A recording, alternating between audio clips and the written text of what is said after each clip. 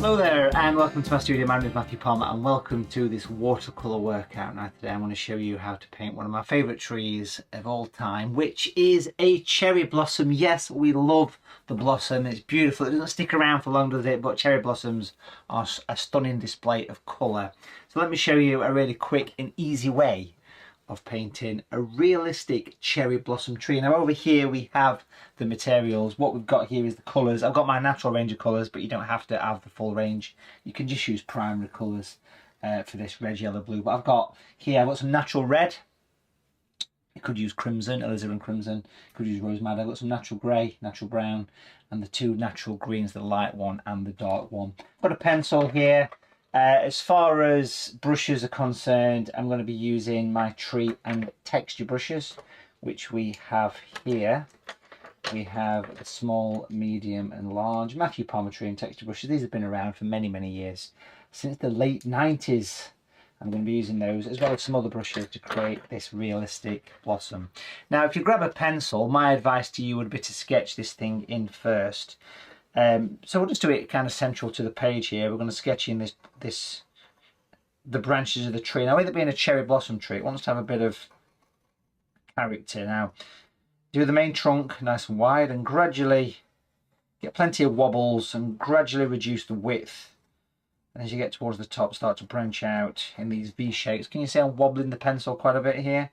That's the secret to this. You don't have to sketch in. I'll be honest, if I was painting this myself and I wasn't doing it as a watercolour workout, I would probably just paint this in. But it is useful to have a little bit of a sketch, getting down to a single pencil line, of course, when it comes to doing the fine branches.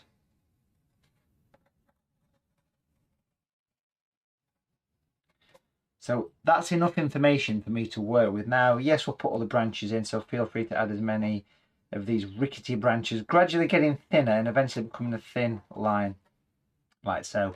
So there we have it. We are all sketched in and we are ready to get started with the painting. So the first thing to do is to put the foliage on, is to put the actual blossom in place. That's the first job. Now, as far as brush is concerned, I'm going to be using this, which is the smallest of the tree and texture brushes. If you haven't got one of these brushes, because these brushes are basically designed for stippling and working on a, can you sort of see the brush? It's got this flat top to it. If you haven't got one of those brushes, you can just use probably a size 5 or 6 brush. I've got one here, and you can squash it into your colour and it will go spiky. Not great for the brush, but it works okay. It's also good to have some kitchen paper. Just get quite emotional in this painting. We've got some of that hanging around at the side here, nice and clean in the water. And then what we'll do is we'll take some of this natural red. Equally, you could use crimson or rose madder. Make sure the colour is very diluted, because we're going for more of a pink as opposed to a red. And then we'll give this thing a bit of a stipple.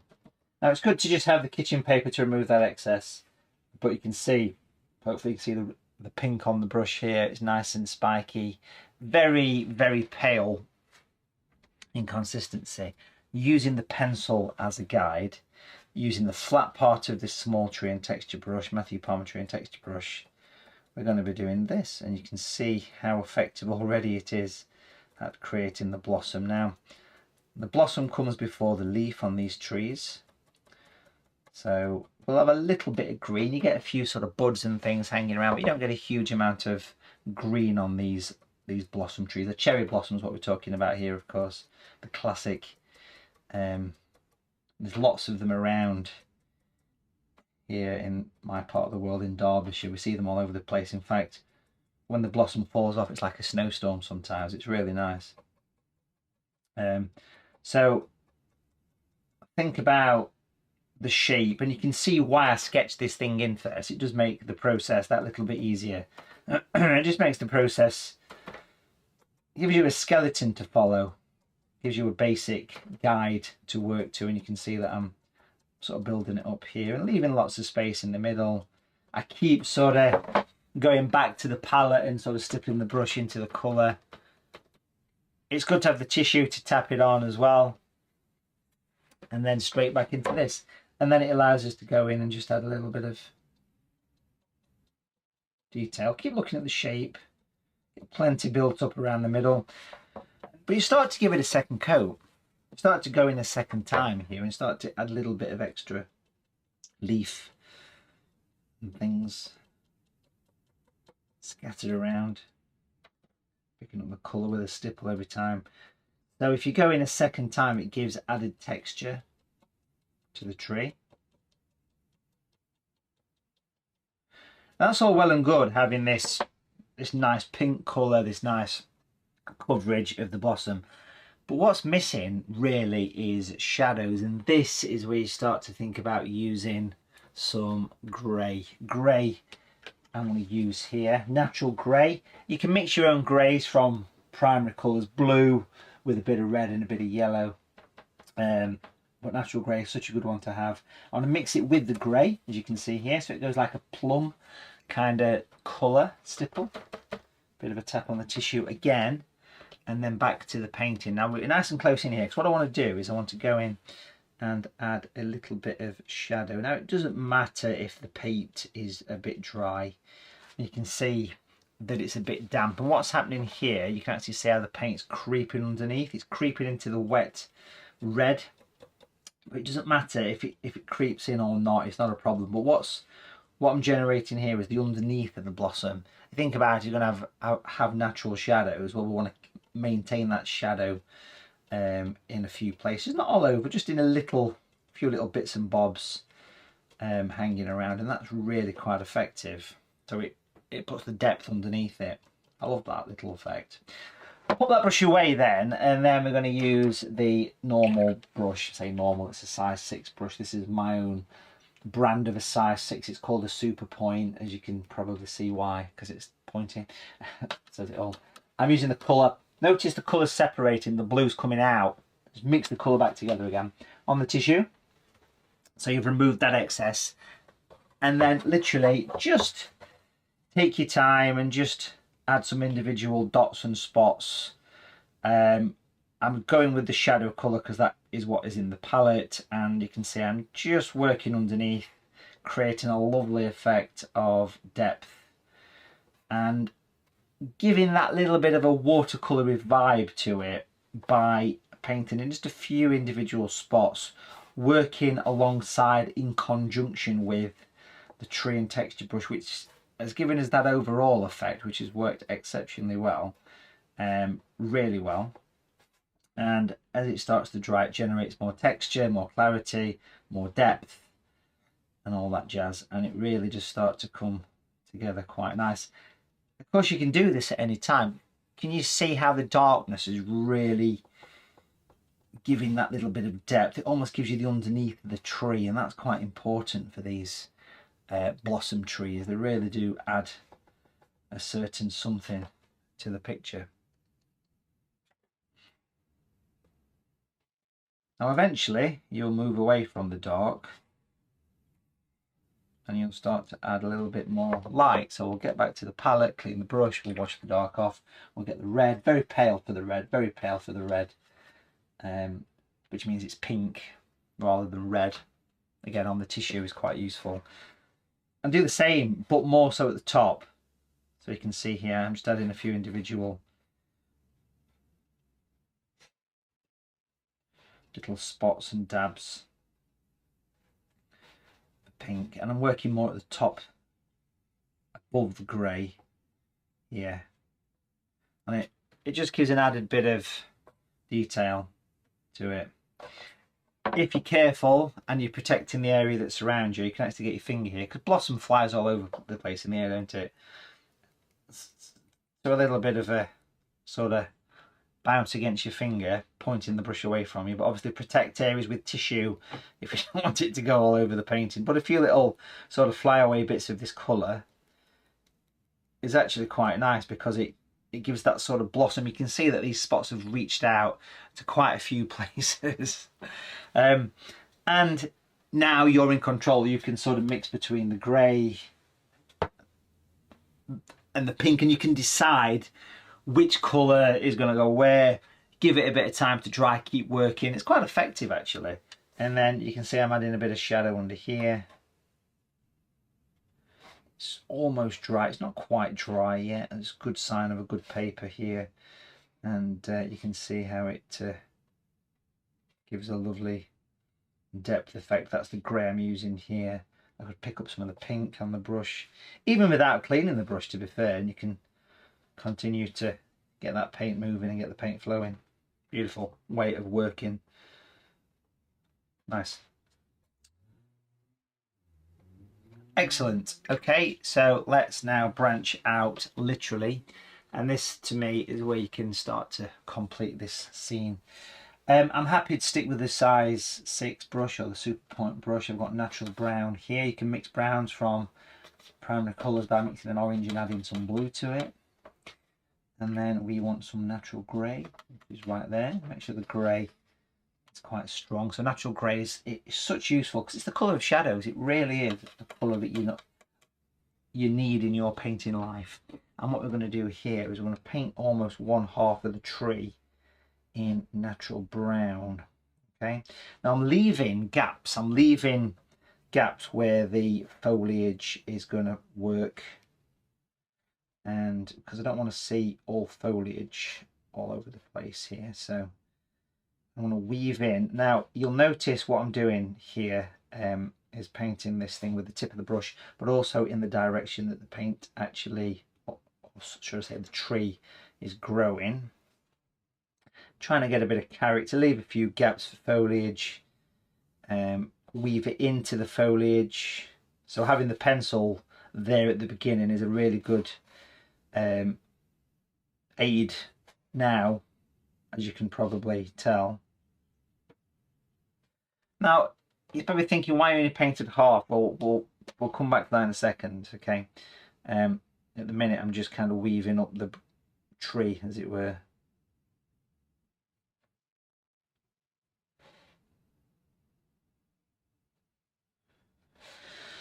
Rotating the board around is extremely useful here as well. So here's a good example, leaving that gap there, still working upside down.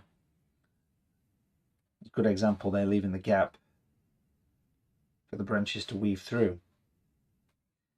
And any little gap you've got, you know, you can pop a branch in if you want to. Obviously make sure you connect it somehow. But look how it goes behind the pink and the shadow. There's nothing stopping you overlapping the shadow a little bit. So if you've got a shadow here, this branch could actually come up and go over the shadow, because remember that shadow is meant to be internal. It's the underneath of the tree. So think about it like a proper bit of depth. Here's another example of that. Bring it up here and you can see that I'm actually working into the shadowed area of the tree. It doesn't really matter.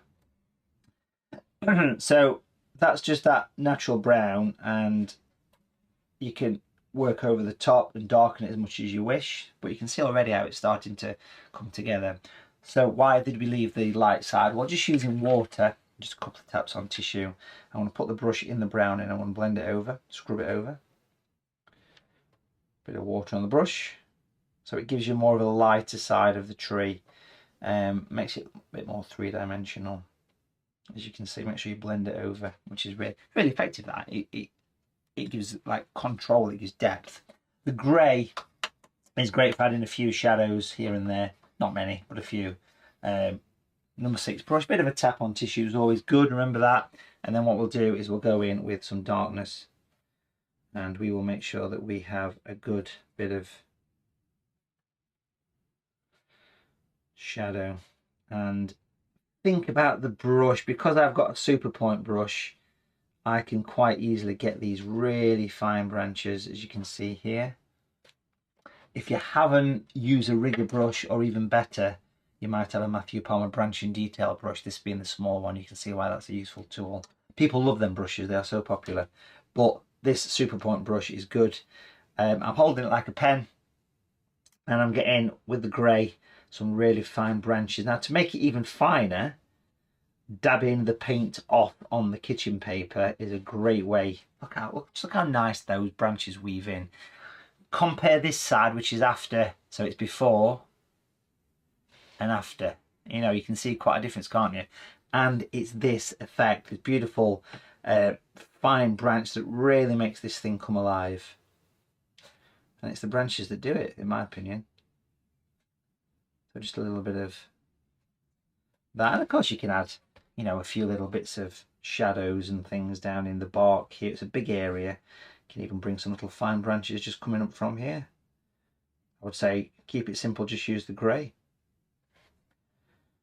Doesn't need anything more than that. So I'm rotating the board to get more comfortable, always important. And again, just weaving the branches through the tree. As many or as few as you like, is fine. Use the tips of the brushes, be detailed, create depth.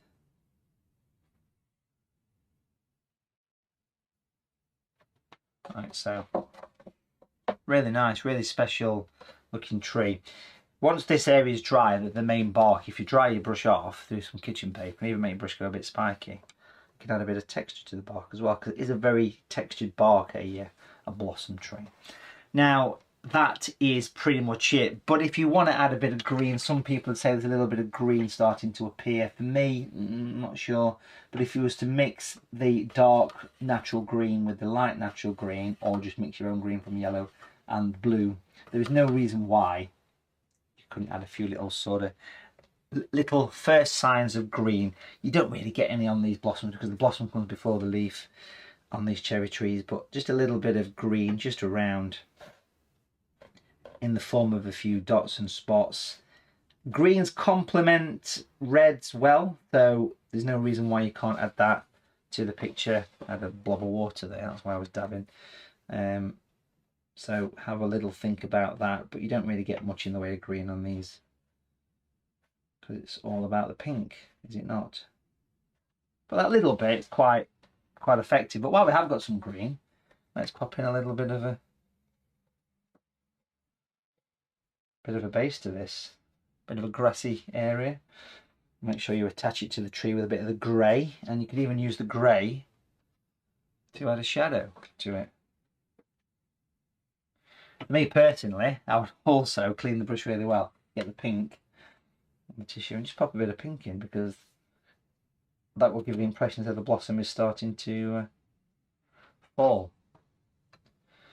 So you can see I'm adding a little bit of sort of pink to the base there, which is actually quite effective because it just gives the impression as though the pink is falling off the tree. Of course, put a few little spots and dots around, but a very detailed cherry blossom tree. Of course, you can play around different colours for apple blossom and things like that. Magnolia trees you could probably do a similar effect to with different colours, of course. But yeah, really effective, really effective.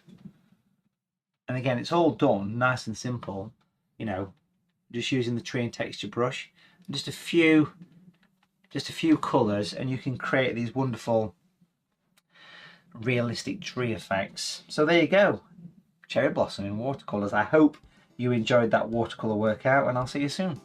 Take care.